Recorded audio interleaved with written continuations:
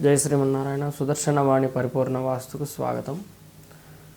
తాంబేలు గృహంలో ఉండటం వల్ల వాస్తు దోషాలు తొలగిపోతాయా అంటే, ఈ యొక్క వాస్తు దోషాలు తొలగిపోవటానికి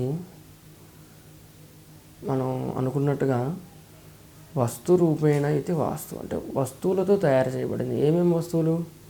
ఇటుకరాయి, ఇసుక, కాంక్రీటు, గులక, నీరు. మన గృహానికి పంచభూతాలు అనేవి ఏవైతే ఉంటాయో అట్లాగనే గృహం నిర్మాణంలో 5 రకాల వస్తువులు అనేవి భాగస్వామ్యంగా ఉంటాయి.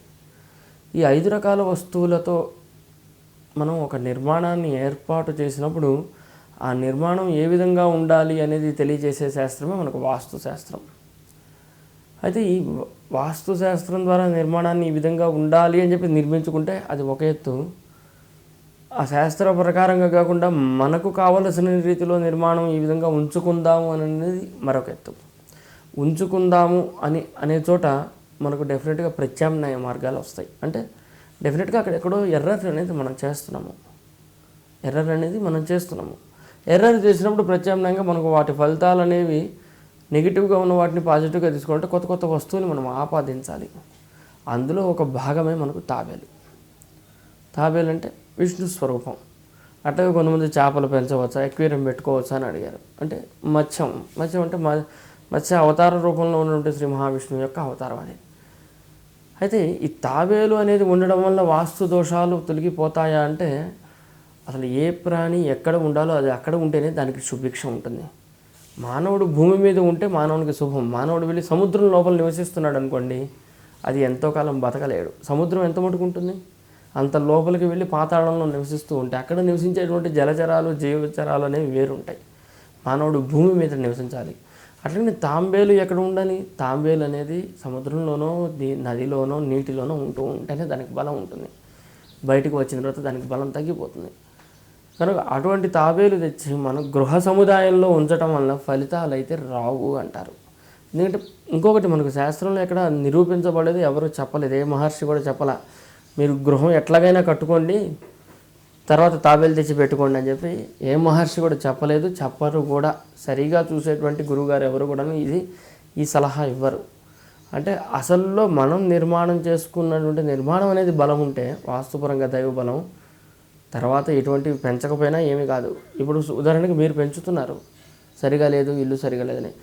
మీకు పూర్వంగా మీ తరంలో ముందువారు, మీ నాన్నగారు కానీ మీ తాతగారు కానీ గృహ నిర్మాణం చేపట్టారు, కానీ వాళ్ళు ఎప్పుడు పెంచలేదు.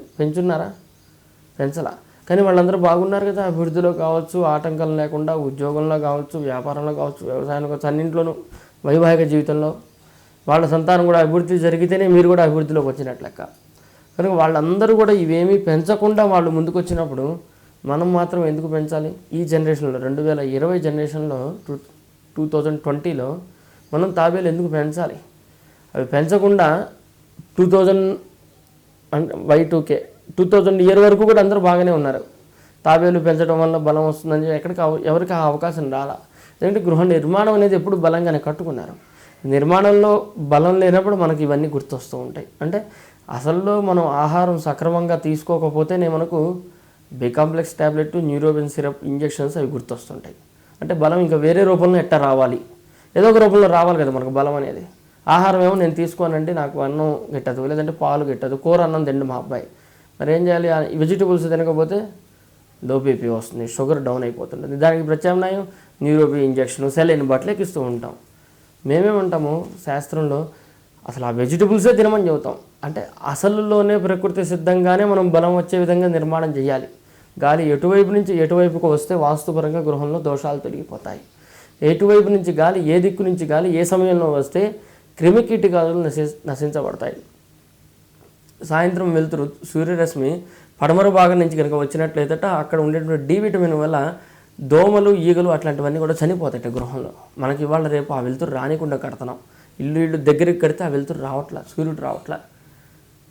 అట్లా ఏ వెలుతురు ఏ సమయంలో రావాలి, ఏ గాలి ఎటు నుంచి రావాలి, గాలి ఎటు నుంచి ఇంట్లోకి ప్రవేశించాలి, మనిషి ఎట్లా తిరిగి అట్లాగ వస్తే నడత బాగుంటుంది అనేది చూడాలి. కానీ అసలులో మనకు బలం వచ్చే విధంగా చేయాలి.